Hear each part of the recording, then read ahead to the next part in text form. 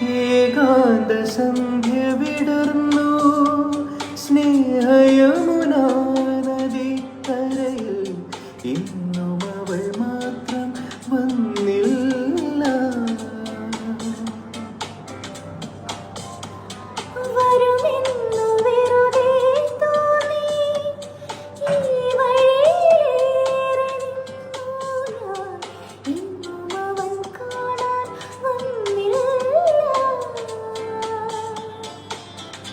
അവൾ കാറ്റായി മുളയായി ഞാൻ സ്വരനിശ്വാസമായി